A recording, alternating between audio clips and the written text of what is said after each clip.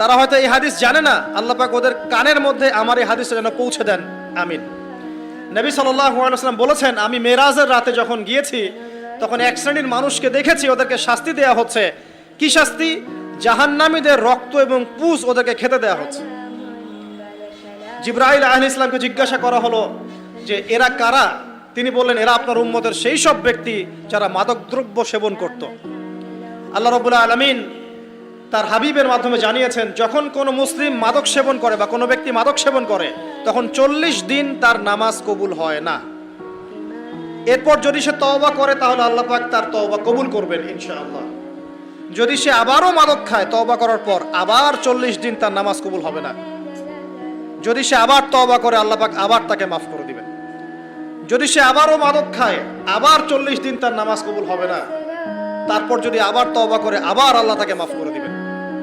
এরপরেও যদি সে আবার মাদক দ্রব্য সেবন করে, নবী সাল্লাল্লাহু আলাইহি ওয়াসাল্লাম বলছেন তাকে আল্লাহ রাব্বুল আলামিন পরকালে মৃত্যুর পরে তিনাতুল খাবাল পান করাবেন। তিনাতুল খাবাল। জিজ্ঞাসা করা হলো, ইয়া রাসূলুল্লাহ, তিনাতুল খাবাল কি জিনিস? নবী সাল্লাল্লাহু আলাইহি ওয়াসাল্লাম উত্তর দিচ্ছেন, এটা হচ্ছে জাহান্নামীদের রক্ত, মাংস, এগুলো পুড়ে পচে যে রসটা বের হবে, এটা হচ্ছে তিনাতুল খাবাল।